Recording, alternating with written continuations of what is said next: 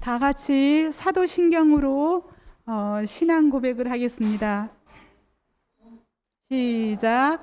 나는 전능하신 아버지 하나님 천재 창조주를 믿습니다. 나는 그의 유일하신 아들 우리 주 예수 그리스도를 믿습니다.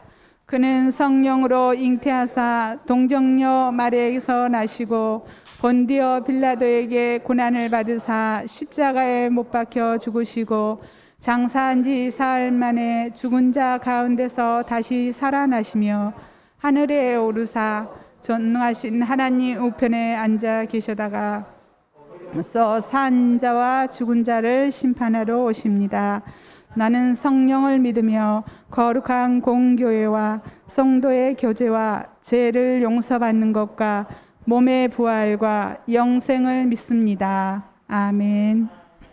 찬송가 183장 부르시겠습니다.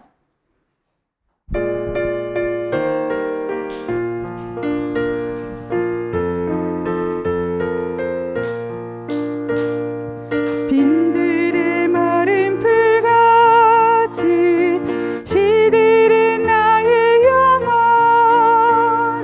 주님이 약속한 성령 간절히 기다리는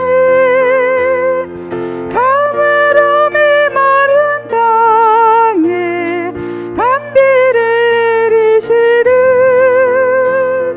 성령의 단비를 부어 새 생명 주옵소서.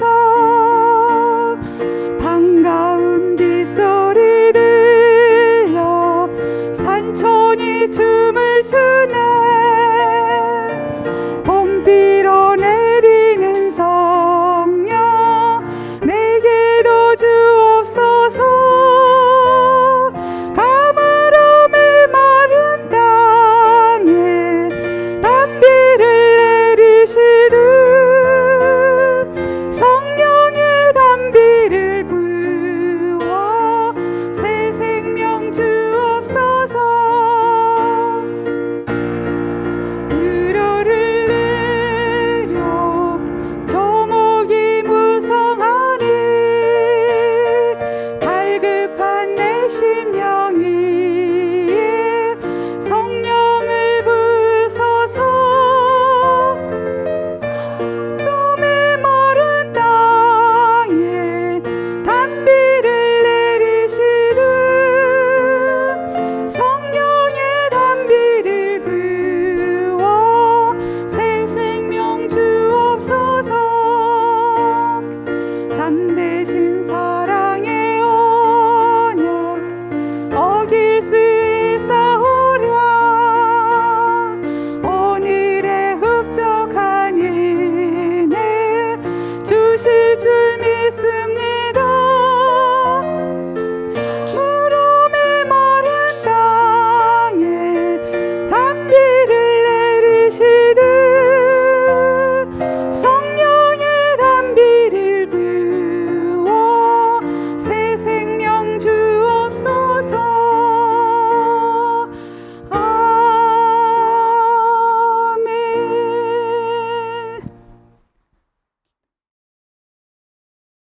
기도 어느 분이 하시나요? 부장님 나오셔서 기도해 주시겠습니다.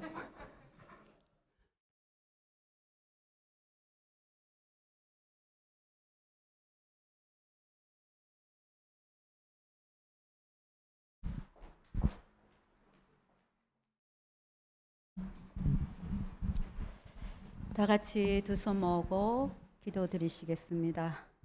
온 우주 만물을 창조하신 우리 주님을 찬양드립니다.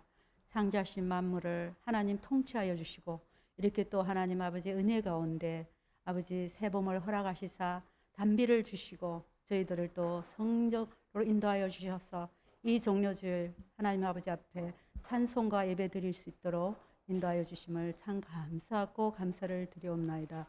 사랑의 하나님, 저희들을 사랑하사 죽기까지 하신 우리 주 그리스도시여, 이 주일은 아버지 종료주일 또 고난주간입니다. 하나님, 저희들이 그 사랑을 본받아서 언제나 어디서나 하나님의 사랑을 잘 전도해 나갈 수 있는 전도체들이 될 수 있도록 저희들을 믿음으로 드립혀 주시고 주님의 사랑으로 드립혀 주시옵소서.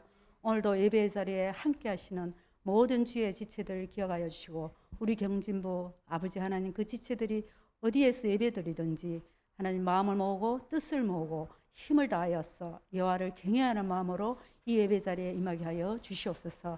아버지 하나님께서 성령의 담비를 부어주심으로 저희가 예배의 자리에서 하나님 말씀을 귀담아 듣고 들은 말씀을 삶의 자리에서 잘 아버지 하나님 풀어낼 수 있는 잘 적용하여 하나님의 영광을 나타내는 자들이 다 될 수 있도록 복의 복을 되짚어 주시옵소서. 선도사님의 말씀을 통하여서 저희들에게 들려주시는 그 귀한 말씀이 아버지 하나님 저희의 또 식어가는 믿음을 더욱더 아버지 굳게 다지는 계기가 되게 하시고 아버지 하나님의 그 역사가 또 저희들 삶 가운데서 아버지 미약하지만 드러나는 아버지 생명을 살리는 또 그런 귀한 말씀 될 수 있도록 은총을 베풀어 주시옵소서. 설교하시는 우리 전도사님에게도 성령의 아버지 옷을 더입혀 주시옵고 언제나 아버지 하나님께서 영육간의 강건함으로 허락하여 주시옵소서. 또한 아버지 하나님 저희들 이 예배를 마치고 집으로 돌아갈 때도 아버지께서 안보하여 주실 뿐만 아니라 또 새로운 한 주간도 아버지 받은 말씀을 가지고 주님 아버지 앞에 주님의 자녀다운 모습을 아버지 내 이웃에게 비추며 나아갈 수 있는 빛과 같은 또한 소금 같은 자녀들이 될 수 있도록 저희들을 인도하여 주시옵소서. 예배의 시종을 주님께 의탁하올 때 부족한 점 우리 주 예수 그리스도 이름 받들어 기도합나이다. 아멘. 다 같이 하나님 말씀 보겠습니다. 하나님 말씀은 마태복음 27장 46절입니다. 다 찾으신 줄 알고 다 같이 한번 읽겠습니다. 시작. 제9시쯤에 예수께서 크게 소리질러 이르시되 엘리 엘리 라마 사박다니 하시니 이는 곧 나의 하나님 나의 하나님 어찌하여 나를 버리셨나이까 하는 뜻이라. 마태복음 27장 46절 말씀. 아멘. 전도사님 나오셔서 하나님 말씀 증거해 주시겠습니다.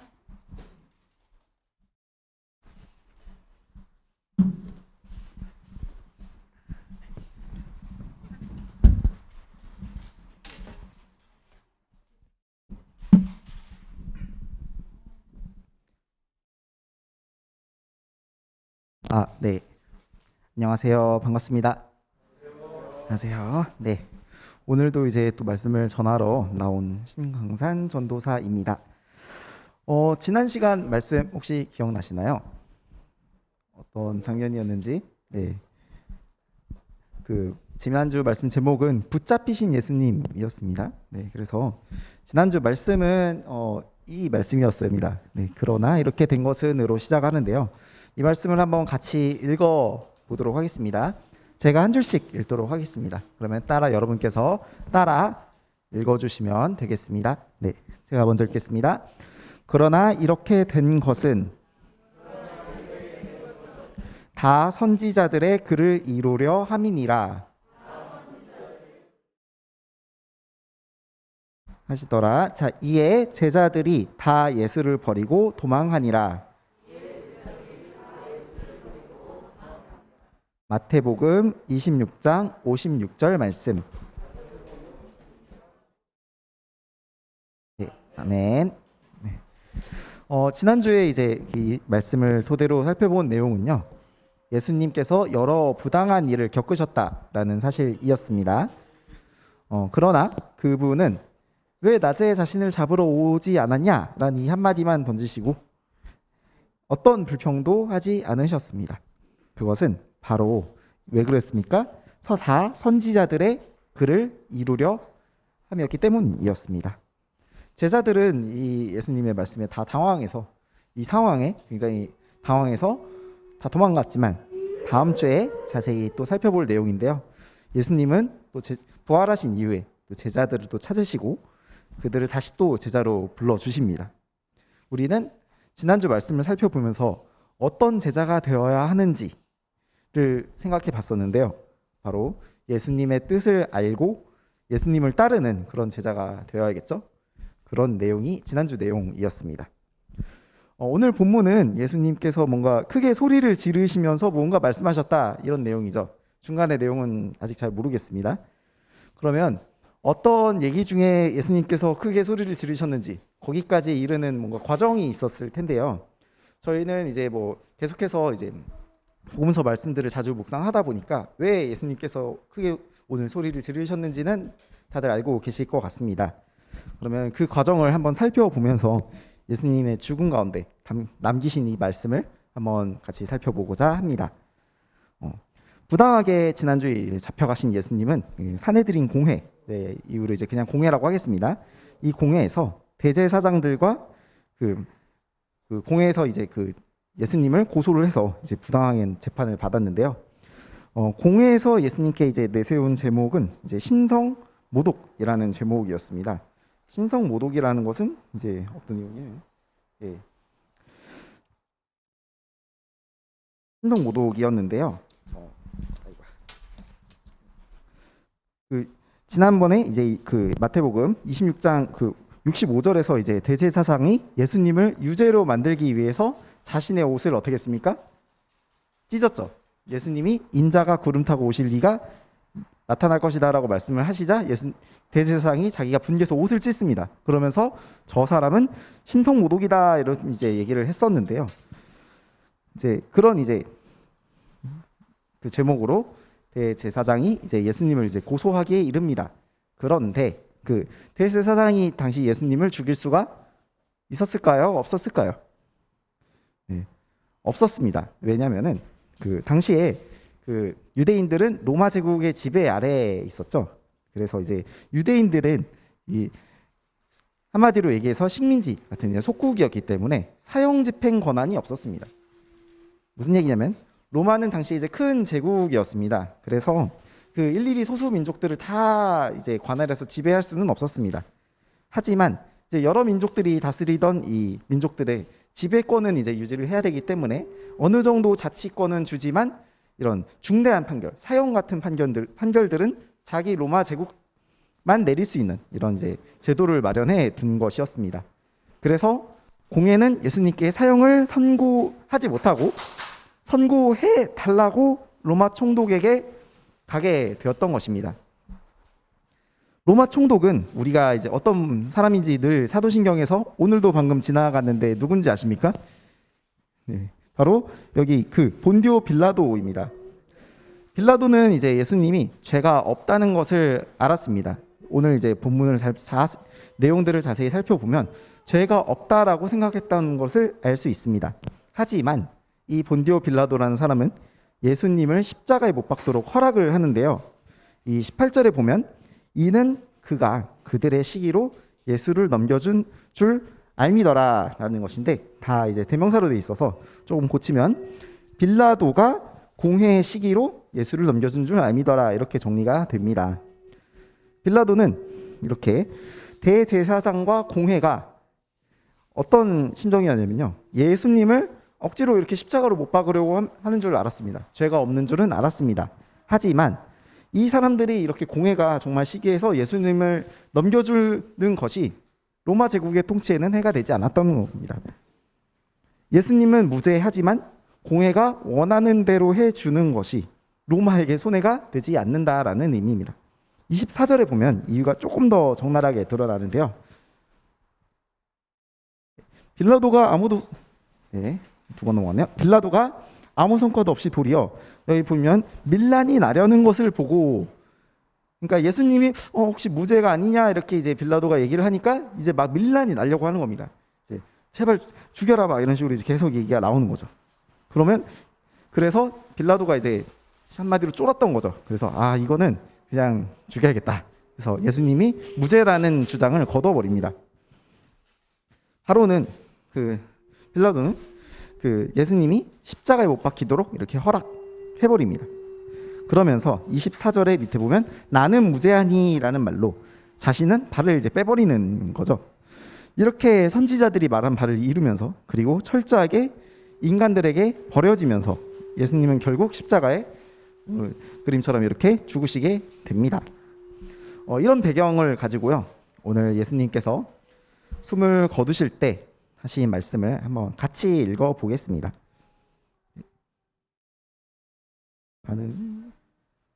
예.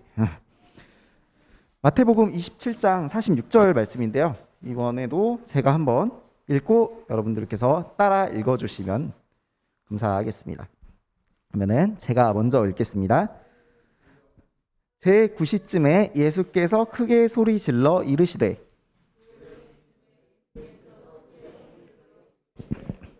엘리 엘리 라바 사박다니 하시니 이는 곧 나의 하나님 나의 하나님 어찌하여 나를 버리셨나이까 하는 뜻이라.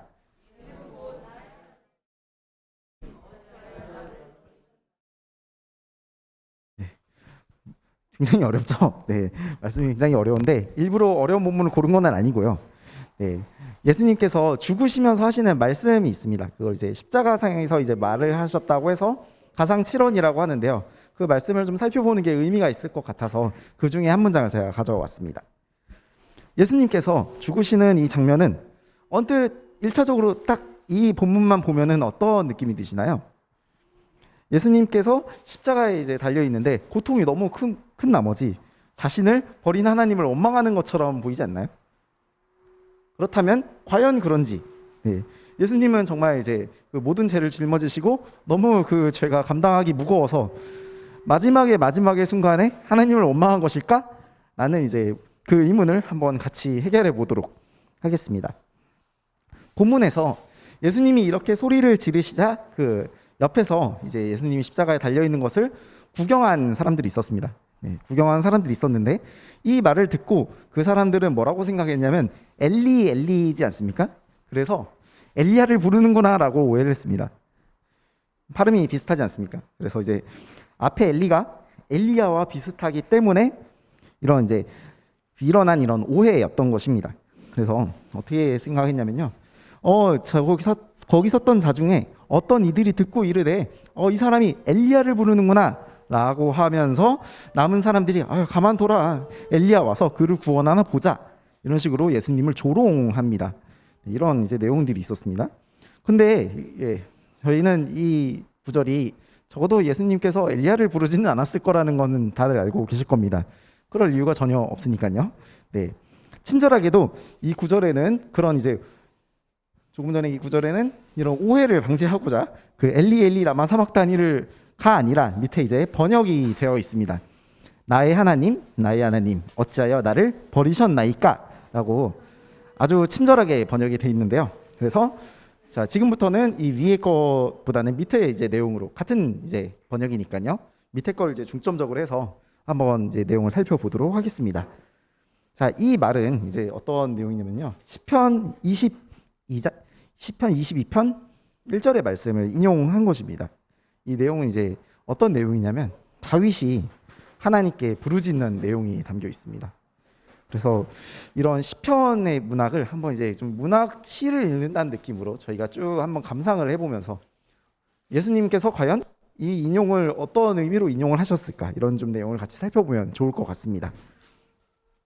인용에 앞서서 다시 한번 왜 이런 인용을 자세히 살펴보나 제가 했던 설교 중에 한 번 더 인용하겠습니다. 가난한 자는 너희와 함께 있거니와 이 설교를 다시 한번 본문을 인용합니다. 이 본문이었죠. 가난한 저들은 너희와 항상 너희와 함께 있거니와 나는 항상 있지 아니하리라 라는 본문을 가난한 자는 중요하지 않다라고 이해하면 안 된다고 제가 말씀을 드렸었죠. 그 이유는 그 인용했던 신명기 구절이 가난한 자들은 너희가 있지만 너희는 항상 그 가난한 자들을 도와야 한다라는 구절이었기 때문이었습니다. 그래서 그런 취지에서 이 인용을 해석하면 나는 항상 있지 아니한데 그 가난한 자들을 도와하지만 나는 항상 있지 아니하기 때문에 지금 내가 하는 일이 더 중요하다. 그러니 마리아의 행동은 옳다. 이것이 이제 올바른 해석이었죠. 예수님은 그 사역하실 때부터 세상을 떠나시는 순간까지도 자신의 오신 목적을 이제 계속해서 이루어 가셨습니다. 제자들을 비롯해서 그 무리에게 자신이 이런 사역을 한다라고 계속 얘기를 해 주셨습니다. 근데 제자들은 몰랐고 다만 마리아는 예수님을 정말 사랑했기 때문에 예수님에게 향유를 부었던 것이었습니다. 그럼 시편 22편의 내용을 전체적으로 살펴봐야 오늘 예수님께서 십자가에서 하신 이 말씀이 과연 정말 이제 너무 고통스러워서 하나님을 원망해서 한 말인가 그렇게 보이는데 혹시 다른 뜻이 있진 않을까라고 좀 한번 같이 살펴볼 수 있을 것 같습니다. 그래야 저희가 이제 예수님의 말씀을 잘못 이해하는 일이 없기 때문입니다. 시편 22편은요. 저자는 다윗이라고 알려져 있는데 고난 속에 있는 한 개인의 탄식을 담고 있습니다. 그래서 이 22편 1절을 보면 이 고난은 악랄한 사람들의 공격으로 말미암아 생기는 고난입니다. 그래서 1절에 이제 바로 오늘 말씀을 인용한 부분을 제가 좀 강조해서 표시를 해놨는데요. 내 하나님이여, 내 하나님이여, 어찌 나를 버리셨나이까? 이렇게 바로 이제 오늘 말씀이 나옵니다. 그래서 예수님은 이 구절을 인용하셨구나라는 것이 정황상 거의 틀림이 없습니다. 시인은 이어서 3절에서 5절까지 주의 거룩함과 조상들이 이 주께 구해서 구원을 얻었던 이런 역사를 알고 있다라는 사실을 시인이 먼저 고백을 합니다. 즉, 이 시인은 하나님의 존재를 분명히 알고 있는 사람입니다. 이것이 그에게 위로가 되면 좋겠지만 안타깝게도 상황이 그렇게 좋지 못했습니다. 조롱이 계속 멈추지 않았습니다. 이어서 이제 본문들을 보면 오늘 본문에 아까 엘리야가 오는가 보다 내리나 보자 하는 군중들처럼 6절에서 8절 보면은 그들은 하나님이 그의 편이라면 구원할 건데 그러지 않으니까 저자는 조롱당해야 마땅하다. 이런 결과론적인 주장을 펼칩니다. 그들은 그 저자가 그의 올바르게 고백하는 것들을 앞서서 이렇게 3, 4절을 보지 않았습니까? 그럼에도 불구하고 결과가 나오지 않고 있기 때문에 하나님께 속한 자가 아니라라는 주장을 하고 있는 것입니다. 이후 구절들은 몇 번의 괴로운 상황들 그리고 시인의 기도 이런 것들이 계속됩니다. 근데 고통이 점점 너무 극심해져서 17절에 보면은 뼈를 셀 수 있다라는 내용이 나옵니다. 그 말은 어떤 말이겠습니까? 저의 이 손은 다 살로 덮여 있어가지고 뼈가 보이지 않습니다.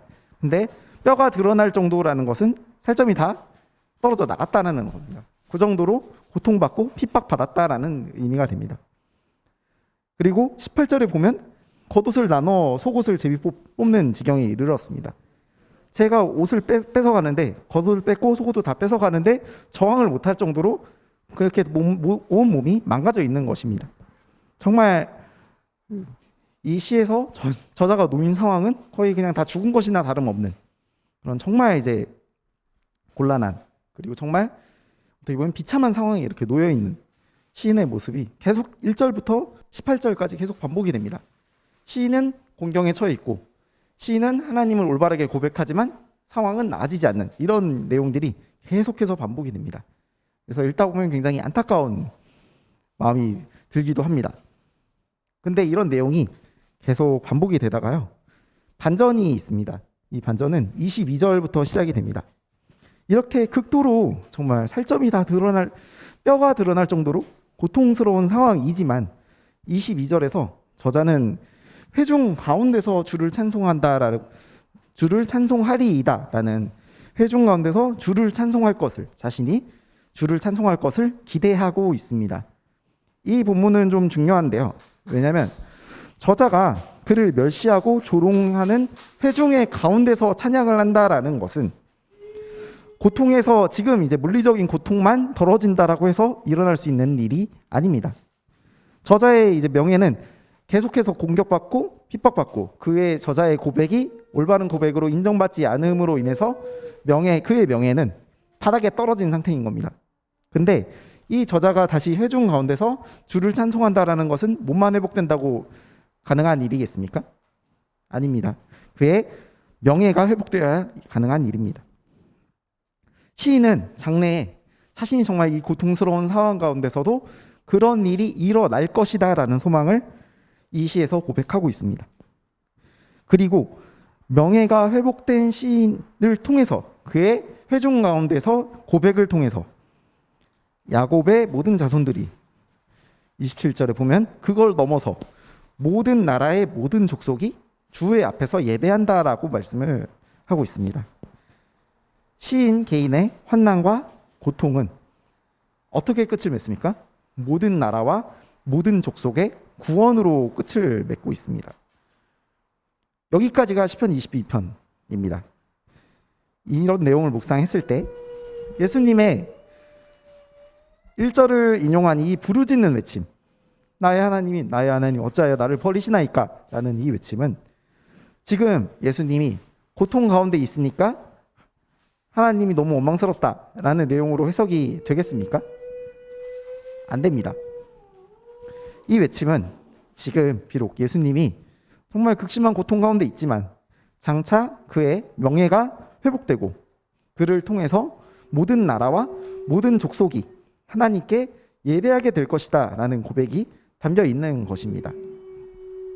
지금 고통으로 신음해서 나를 버린다고 탄식하지만 하나님께서 세상의 주인이 여전히 세상의 주인이심을 알고 고백하기 때문에 고통의 끝에 하나님의 나라가 오게 된다라는 것 또한 믿고 시인은 이 시편 22편에서 고백하고 있습니다.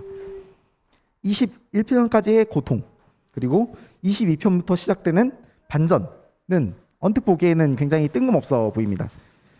계속해서 고통받는데 왜 이런 반전이 일어나는지 이 시에는 자세히 드러나 있지 않습니다. 하지만 저희는요, 실제로 그런 반전이 일어난 사실을 이미 알고 있습니다. 그것은 바로 예수님의 부활입니다. 예수님이 죽으실 때 여러 가지 초자연적인 현상이 일어나게 되는데요. 먼저 본문을 보면 해가 가리워져 흑암이 덮는 이런 사건이 있었습니다. 또한 땅이 진동해서 바위가 막 터지는 이런 자연의 급격한 변화들이 있었습니다. 하나님께서는 이런 초자연적인 현상들로 예수님께서 십자가에서 죽으셨을 때 하나님께서 직접 이렇게 일하심으로 나타나셨습니다. 또 다른 현상이 하나 더 있었습니다. 그것은 성소 휘장이 둘로 갈라진 일인데요. 출애굽기 성경 통독을 성공하신 분들이 있다면 성막의 구조가 어떻게 되어 있는지 아실 겁니다. 그것은 하나님만 임자시는 지성소와 그리고 대제사장이 1년에 한 번 들어가는 성소가 있는데 그 사이를 가로막고 있는 것이 성소 휘장입니다. 그래서 그 휘장이 찢어졌다라는 것을 통해서 물론 저희 통해서 우리가 이제 보통 이렇게 얘기를 합니다. 대제사장을 통해서 통하지 않고도 이제 하나님과 직접 대면할 수 있다. 맞는 말입니다. 그렇게 많이 이야기를 하지만 그러나 그 전에 살펴볼 것이 있습니다. 그것은 하나님께서 그 성전을 떠나셨다는 얘기입니다. 하나님께서는 이렇게 정말 자신의 아들을 이렇게 못 박은 사람들을 가만히 두셨겠습니까? 하나님께서 그냥 아무리 그들이 죄인이어도 예수님께서 이렇게 정말 그냥 모든 걸 안고 죽으셨으니까 다 괜찮아, 다 용서해 줄 거야 라고만 하지는 않으셨습니다. 그 사람들에 대한 진노가 굉장히 크셨습니다. 그렇기 때문에 성전을 박차고 나가 버리셨습니다. 마태가 복음서를 기록했을 무렵에 유대교는 이제 로마로부터 박해를 당하게 됩니다. 로마의 정책은 앞서 살펴봤듯이 그 유화책도 있었지만 때로는 간헐적으로 박해를 하기도 했습니다. 그래서 좀 이제 상황이 안 좋다 싶으면 박해를 하고 아니면 좀 냅두고 이런 것들이 로마 기간 동안 기독교가 이제 공인되기 이전에 계속해서 이제 반복이 됩니다. 다른 종교, 특히 유대교도 마찬가지였습니다. 그래서 유대교가 70년대에 이제 대대적인 박해를 당하게 되는데 그 박해 때문에 서기 70년에 예루살렘 성전이 파괴되는 사건이 벌어집니다. 마태는 그 당시에 이 역사적 사건을 보고서 이런 예언이 이렇게 성전이 무너지리라는 예언이 이렇게 성취되는 것을 보면서 아마 상당히 하나님이 이렇게 일하시는구나 이런 좀 신비함에 놀람에 휩싸여서 아마 이 휘장이 찢어진 것을 기록하지 않았을까 싶습니다. 이런 놀라움은 예수님의 이 사역이 정말 이제 죽으셨다는 이 사실이 오늘 우리에게도 여전히 유효하지 않습니까? 그렇기 때문에 이런 놀라움은 오늘날 여러분들의 삶에도 계속해서 이어지고 있습니다. 예수님께서는 이렇게 세상에 모든 죄악을 짊어지고 십자가에 달려 있었습니다. 십자가에 달려 있을 때 예수님은 마태복음에서 유일하게 하나님을 아버지로 고백하지 않습니다. 늘 기도하시면서 하나님과 동행하셨던 예수님은 대신 짊어진 죄로 인해서 하나님과 멀리 떨어져 있을 수밖에 없었습니다. 하나님은 앞서 이제 유대인들에게 진노하셨던 것처럼 죄인에 대해서 죄를 벌하시는 분이기 때문에 이 죄를 안고 있던 예수님과 가깝게 있을 수가 없었던 것입니다. 세상에서 권력 있는 사람들, 대제사장, 빌라도 이런 사람들은 누구도 예수님의 편에 서지 않았습니다. 그래서 결국 예수님은 죽으셨지만 하나님은 예수님의 죽음을 누구보다 가슴 아프게 슬퍼하셨습니다. 그래서 예수님을 십자가에 못 박은 이 인간들에게 진노하셨습니다. 예수님께서는 부활하셔서 시편 말씀대로 정말 하나님의 아들 된 권세를 회복하고 이스라엘을 넘어서 모든 사람이 하나님을 주로 고백하게 하십니다. 우리도 오늘날 정말 주를 믿고 고백하면 동일하게 구원의 이제 은혜가 있는 것과 마찬가지입니다. 그러나 잊지 말아야 할 것이 하나 있습니다. 그것은 예수님께서 이런 일을 겪으셔야 했던 것은 애초에 인간의 잘못으로 인한 것이었다는 사실입니다. 예수님께서 죄를 짊어지실 필요는 없었습니다. 그것은 이제 앞서 살펴봤었는데요. 하지만 사랑하셨기 때문에 죄를 짊어지셨다라는 사실을 지난 사순절 기간 동안 우리는 쭉 살펴봤습니다. 그러나 만약 인간이 이렇게 죄에 빠지지 않았다면, 죄를 짓지 않았다면 예수님이 죄를 짊어질 필요도 없었다는 사실도 우리가 반드시 기억해야 합니다. 함께 저희가 이제 찬송하고 또 이제 기도하는 시간을 함께 가지려고 합니다.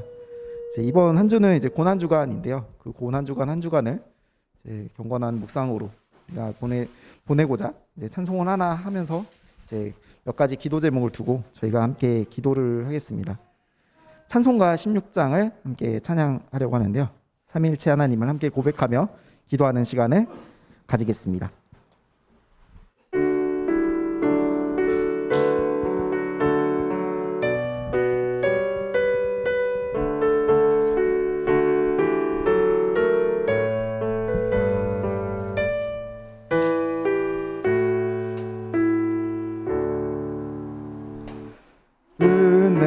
은혜로운 하나님, 우리 주 하나님, 우주 만물 받들고 우리를 택하여 사랑하는 자녀로 삼아주신 것, 은혜가 고마워 찬양합니다.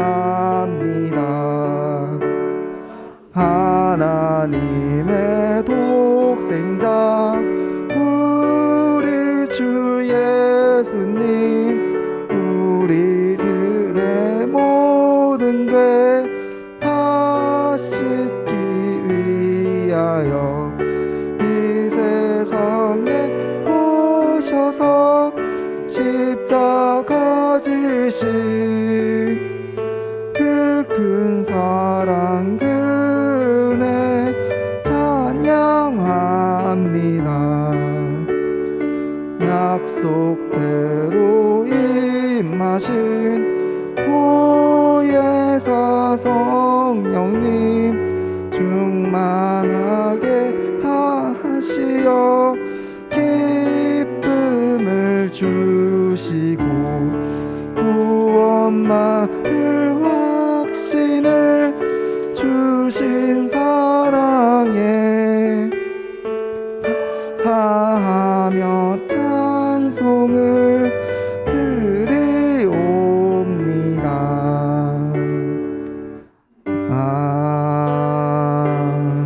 아멘. 저희가 함께 이 시간 같이 합심해서 기도하려고 합니다. 먼저 이제 기도 제목 첫 번째로는요. 먼저 예수님의 사랑에 감사하는 기도를 함께 드렸으면 좋겠습니다. 저희가 그동안 참 예수님께서 여러 가지 방법으로 정말 많은 통로로 사랑하심을 저희가 이제 여러 말씀들을 통해서 살펴볼 수 있었는데요. 사순절 이제 예수님의 마지막 일주일을 함께 묵상하는 가운데 있습니다. 예수님께서는 억지로 짐을 짊어지신 것이 아니라 오직 사랑으로 우리를 품어 주셨습니다. 그 사랑으로 비로소 우리는 나음을 입었습니다. 예수님께서는 성령 말씀을 이루시기 위해서 스스로 죽기까지 사랑하셨습니다.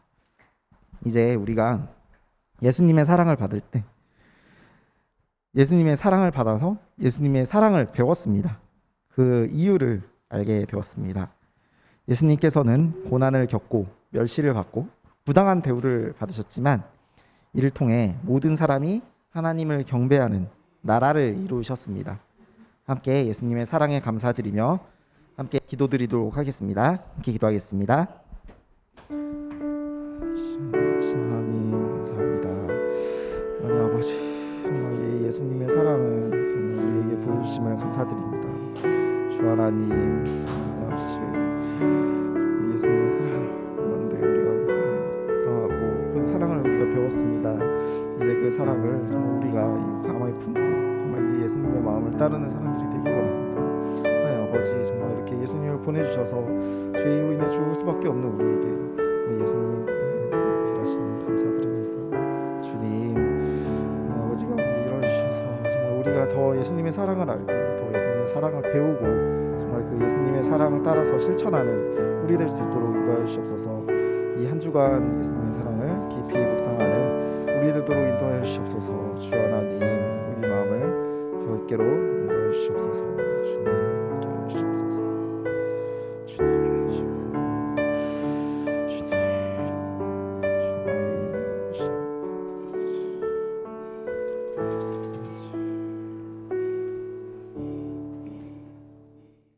계속해서 우리 죄로 인해서 예수님께서 죽으셨음을 묵상하면서 우리가 더 이상 죄의 굴레에 빠지지 않겠다, 더 이상은 죄를 짓지 않겠다는 기도를 함께 드렸으면 좋겠습니다. 우리 죄가 없었더라면 정말 예수님께서 우리로 인하여 죽으실 필요가 없었습니다. 나음을 입은 우리가 또 의롭다 하심을 얻은 우리가 더 이상 함부로 죄를 짓지 않도록 함께 기도했으면 좋겠습니다. 물론 우린 여전히 죄인입니다. 우리는 죄를 지으면서 살아갈 수밖에 없는 그런 존재들입니다. 삶을 살다 보면 죄에 빠져서 넘어지게 되고 또 무너지게 되기 마련입니다. 그렇게 살아왔습니다. 하지만 인간이기에 어쩔 수 없다. 우리는 그냥 죄를 짓고 살겠다 이런 마음으로 가볍게 우리 죄를 여겨서는 안 되겠습니다. 예수님을 십자가에 못 박은 존재가 바로 우리 인간이었음을 기억하면서 이 시간 함께 더 이상 죄를 짓지 않겠다는 결단을 하나님께 올려드렸으면 좋겠습니다. 함께 기도하겠습니다. 하나님 아버지, 이제 더 이상 죄를 짓지 않는 우리 될 수 있도록 인도하여 주시옵소서. 하나님 아버지, 정말 진노하신 하나님 아버지, 정말 우리의 죄의 심각성을 우리가 믿고 정말 우리가 알고 고백하게 하시옵소서. 주님, 저희는 가운데 하나님 아버지 주셔서 주님 죄를 짓지 않는 우리 될 수 있도록 하여 주시옵소서. 하나님 아버지, 정말 인간이 어쩔 수 없다. 우리가 정말 이제 그냥 계속해서 안일하게 살아가는 그런 우리의 죄에 대한 정말 안일한 인식들을 버리게 하시고 우리가 죄인 이상 되지 않는 정말 의롭게 살아갈 수 있도록 주님께서 정말 새로운 생명 주셨던 그 삶을 잘 간직하며 살아갈 수 있도록 하나님 아버지, 우리 마음을 인도하여 주시옵소서. 주님, 정말 주님의 은혜를 구합니다. 정말 더 이상 우리가 정말 죄에 빠지지 않기 위해서, 정말 더 이상은 가볍게 죄를 저지르지 않기 위해서 정말 주님의 은혜를 구합니다. 다시 한번 주님의 사랑을 묵상하며 주님의 그 희생을 묵상하며 예수님을 보내셔서 우리 죄를 대신하셨음을 묵상하며 주님 도와주시옵소서. 마지막으로 한 주간 거룩한 삶을 살아갈 수 있도록 같이 기도했으면 좋겠습니다. 돌아오는 한 주는 다들 아시다시피 고난주간입니다. 우리 교회에서는 특별히 이 한 주간 특별 새벽 기도회가 있습니다. 한 주간 예수님께서 죽음을 향해 가셨던 그 길을 잠잠히 묵상하는 한 주가 될 수 있도록 기도하겠습니다. 사순절 동안 주일을 빼고 아무것도 기도하지 못했다. 정말 그냥 예배 올 때만 잠깐 알았지 평일에 아무것도 하지 않고 그냥 40일이 지나가 버렸다 해도 괜찮습니다. 이제부터 기도하면 됩니다. 매년 돌아오는 부활 주일이지만 올해는 정말 좀 더 특별하게 하나님을 기억하며 묵상했으면 좋겠습니다. 말씀으로부터 하나님을 알고 말씀을 듣고자 노력하고 돌아오는 한 주 동안은 정말 하나님 붙들고 예수님 붙들고 성령님 붙들고 거룩하게 살아가겠다고 함께 다짐하는 우리 되기를 시간 마지막으로 함께 기도하겠습니다. 같이 기도하겠습니다. 주님, 돌아오는 주 고난 주간입니다. 하나님 아버지, 예수님께서 걸어가셨던 그 길을 묵상하며 우리가 그 예수님의 한 주를 묵상하며 정말 이 한 주는 정말 거룩하게 살아갈 수 있도록 인도하여 주옵소서. 사순절 기간 우리가 아무것도 하지 못했습니다. 사순절이라고 그것을 지키며 40일을 우리가 지키기로 하였지만 아무것도 하지 못했습니다. 그러고 우리를 용서해 주시고 우리의 죄를 묵혀 주시옵소서. 정말 이 한 주간은 더 이상 죄의 굴레에 빠지지 않고 경건하게 살아가기로 결심하고 합니다. 하나님 아버지, 우리를 돌이켜 주시고 우리를 일으켜 주셔서 우리 마음 가운데 주님을 향한 마음이, 주님을 향한 사랑이 온전히 이 한 주간은 정말 지켜질 수 있도록 주님을 가장 최우선으로 생각하는, 정말 주님의 모든 그 한 걸음 한 걸음을 묵상하는 그 한 주가 될 수 있도록 하나님 아버지 우리를 인도하여 주시옵소서. 주님, 우리의 마음 가운데 우리의 모든 순간순간들 가운데 정말 하나님을 잊고 살아갈 때가 많지만, 하나님을 정말 잊고 살아갈 때가 많지만 그럼에도 정말 이 일주일만큼은 정말 지켜서 우리가 함께 결단하는 주일 될 수 있도록 하나님 아버지 인도하여 주시옵소서.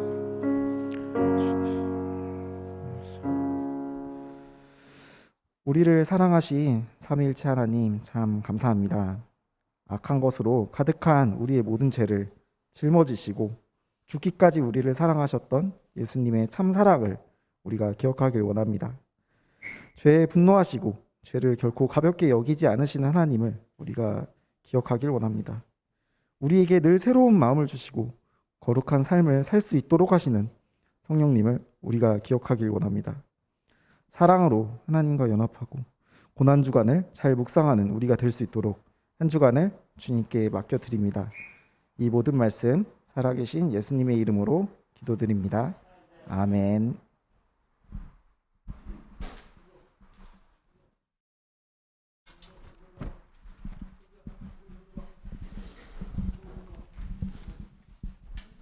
네, 전도사님 말씀 감사합니다. 찬송가 213장 4절 부르시면서 헌금 드리겠습니다.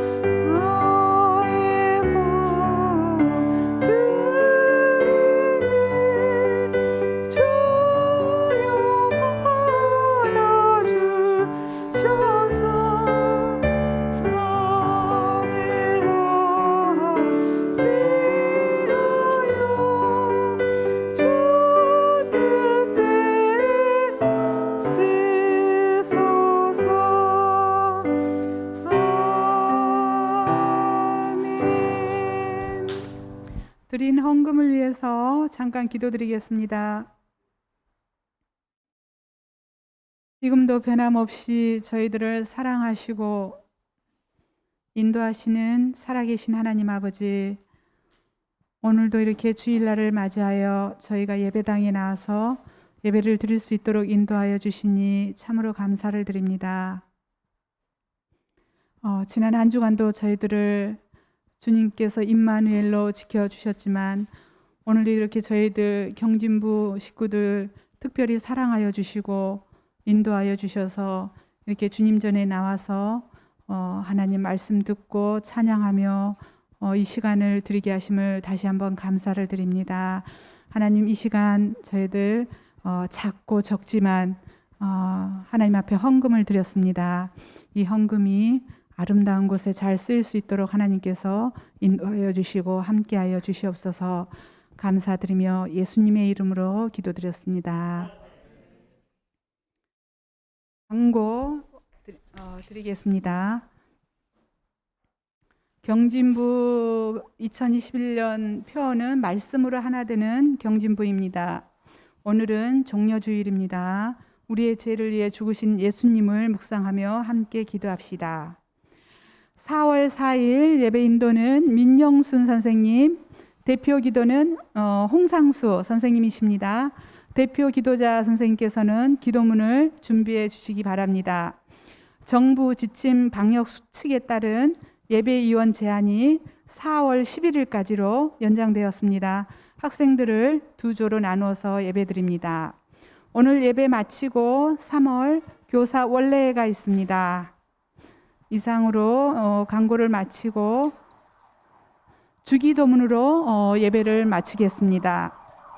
시작. 하늘에 계신 우리 아버지 이름을 거룩하게 하시며 나라가 오게 하시며 아버지의 뜻이 하늘에서와 같이 땅에서도 이루어지게 하소서. 오늘 우리에게 일용할 양식을 주시고 우리가 우리에게 잘못한 사람을 용서하여 준 것 같이 우리 죄를 용서하여 주시고 우리를 시험에 빠지지 않게 하시고 악에서 구하소서. 나라와 권능과 영광이 영원히 아버지의 것입니다. 아멘.